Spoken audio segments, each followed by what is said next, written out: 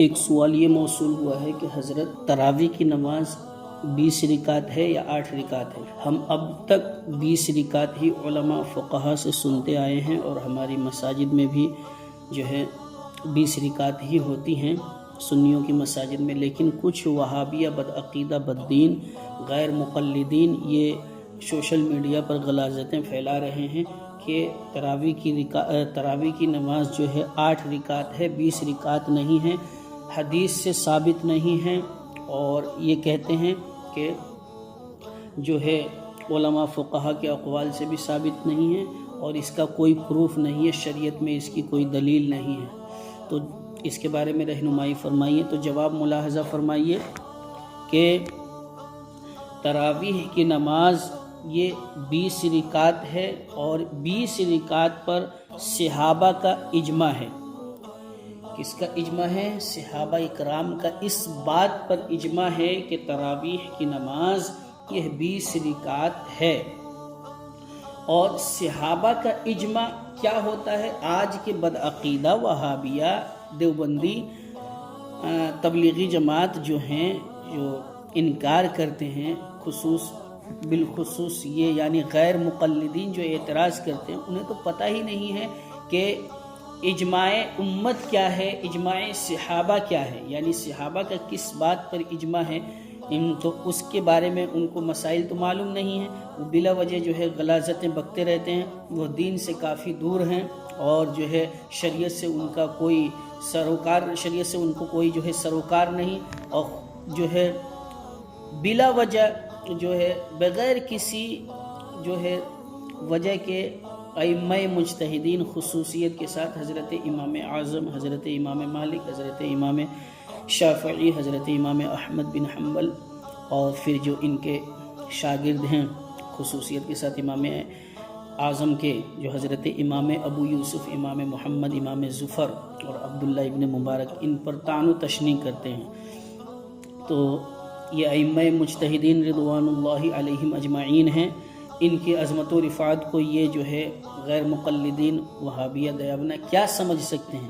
بہرنو یہ دین سے جو ہے کوسوں دور ہیں، ان کو شریعت سمجھ میں آتی نہیں ہے، یہ طبیعت پر عمل کرنے والے لوگ ہیں، انہیں پتہ ہی نہیں ہے کہ اجماع صحابہ کیا ہے۔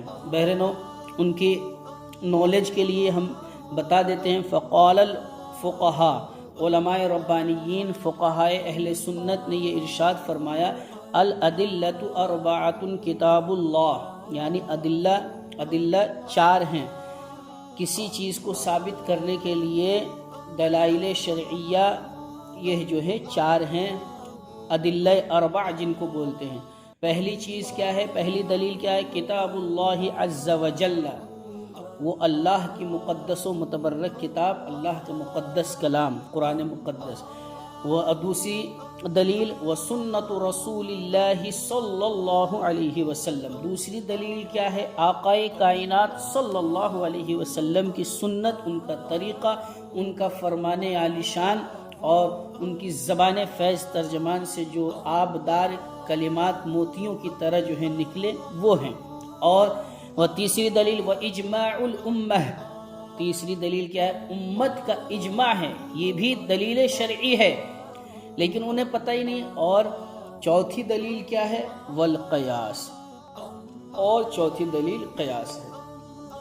وہ جو کہتے ہیں کہ جو ہے یہ تراویح کی نماز 8 رکعت ہے، ان کو حدیث مصطفیٰ پڑھنا چاہیے اور احادیث نبویہ کا مطالعہ کرنا چاہیے۔ وہ کہتے ہیں کوئی حدیث نہیں ہے، بلا وجہ جو ہے یہ حدیث نہیں ہے کا رٹا لگاتے ہیں، اور جو حدیث مل جاتی ہے ان کے مطلب کی نہیں ہوتی تو وہ کہتے ہیں ھذا حدیث ضعیف، اور ایک حدیث وہ جو ہے بارہا پڑھتے ہیں، عن عائشہ رضی اللہ تعالی عنہا قالت قال رسول اللہ صلی اللہ علیہ وسلم من احدث فی امرنا ھذا ما لیس منہ فہو رد، او کما قال رسول اللہ صلی اللہ علیہ وسلم۔ اس حدیث کا جو ہے مفہوم تو سمجھتے نہیں ہیں، اس کی تشریح تو جانتے نہیں ہیں کہ ہر وہ کام کہ جو ہماری اس شریعت سے نہ ہو، یعنی ہر وہ نیا کام جو ہماری شریعت سے نہ ہو تو وہ جو ہے رد کر دیا جاتا ہے۔ تو اس کا مطلب کیا ہے؟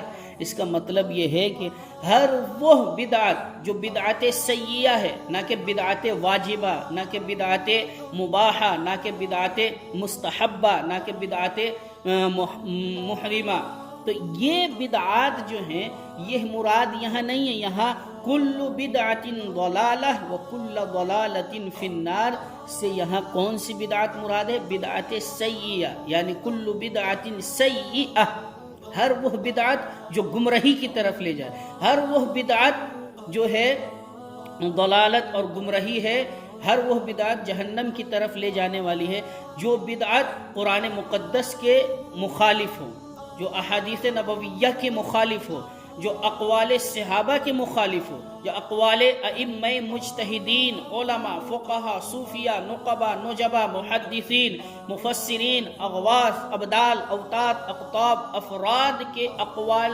اور ان کے فرامین کے مخالف ہو، شریعت مطہرہ کے مخالف ہو، وہ بدعت جو ہے گمراہی کی طرف جو ہے لے کر جانے والی ہے۔ اور ہر گمراہی کل بدعت ضلالہ وکل ضلالۃ فی النار، کہ ہر بدعت گمراہی ہے اور ہر گمراہی جہنم کی طرف لے جانے والی۔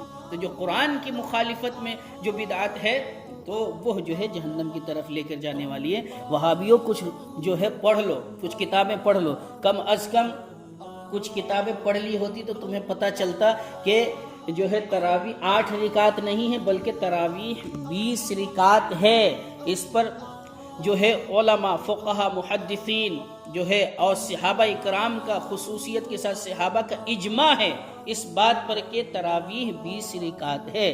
کم از کم تم لوگوں نے تنویر الابصار جو علامہ محمد بن عبداللہ رضی اللہ تبارک و تعالی عنہ کی جو ہے کتاب ہے المتوفی 1004، اور اس کی شرح یعنی الرد المختار فی شرح تنویر الابصار جو علامہ علاء الدین محمد بن علی امام حسکفی رضی اللہ تعالی عنہ کی ہے، المتوفی 1088، اور رد المختار علی الدر المختار جو حضرت یعنی فتاوی شامی جو حضرت علامہ سید محمد بن عمر امام عابدین امام شامی رضی اللہ تبارک و تعالی عنہ کی ہے، المتوفی 1252 ہجری، اور اس پر امام اہل سنت مجدد دین و ملت کنز الکرامت جبل الاستقامت اچھے رضا پیارے رضا ہم سب کے رضا شاہ امام احمد رضا خان فاضل بریلوی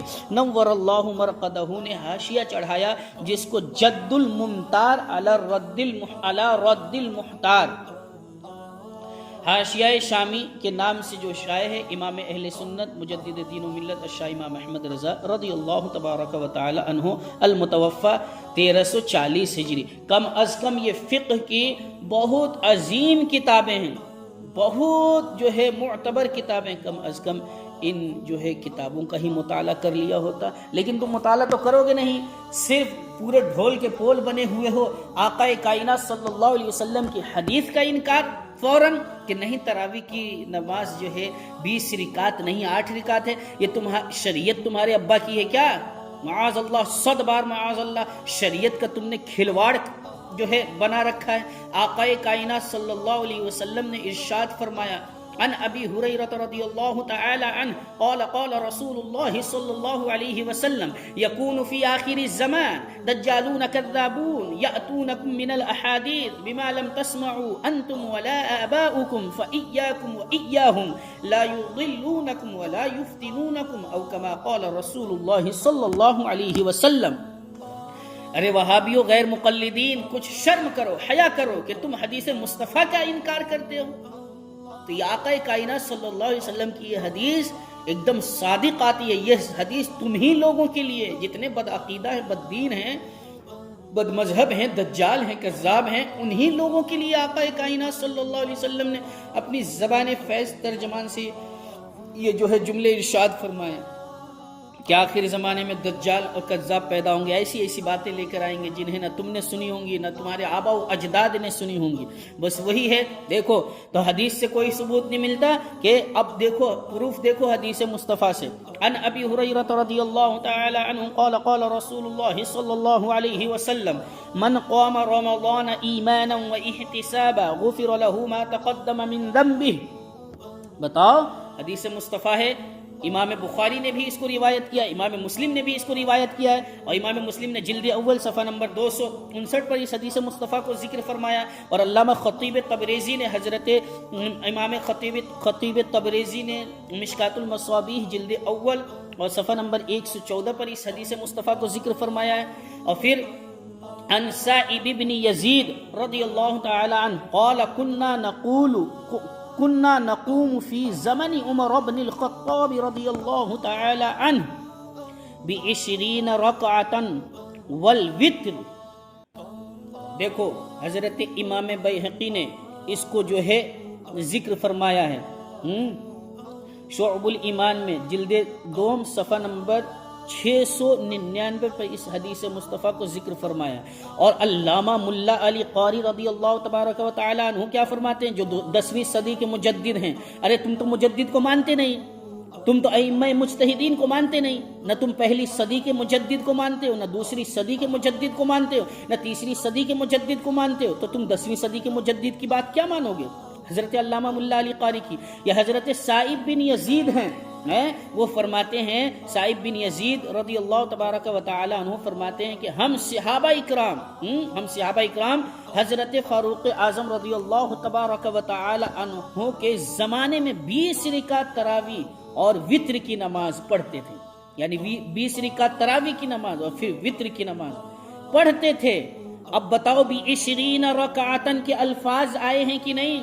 ارے وہابیو کچھ تو جو ہے سوچو سمجھو، توبہ کرو اپنے عقائد باطلہ سے و افکار خیالات فاسدہ سے۔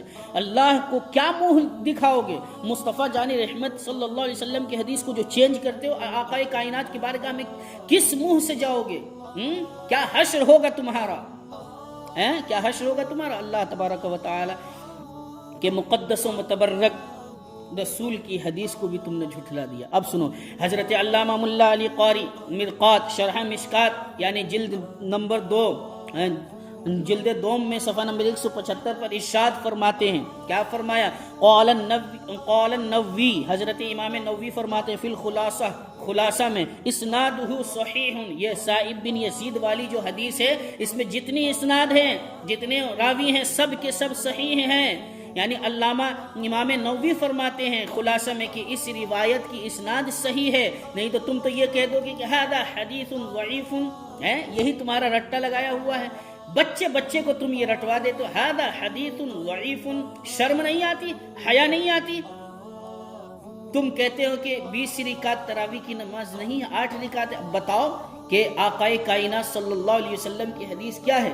آقا کائنات صلی اللہ علیہ وسلم نے ارشاد فرمایا عن الارباز بن ساریہ رضی اللہ تعالی عنہ قال قال رسول اللہ صلی اللہ علیہ وسلم اوصیکم بتقوى اللہ عز وجل والسمع والطاعة وإن كان عبدا حبشيا فإنه من يعش منكم بعدي فسيرى اختلافا كثيرا فعليكم بسنتي وسنة الخلفاء الراشدين المهديين تمسكوا بها وعضوا عليها بالنواجذ وإياكم ومحدثات الأمور فإن كل محدثة بدعة وكل بدعة ضلالة وكل ضلالة في النار او کما قال رسول اللہ صلی اللہ علیہ وسلم۔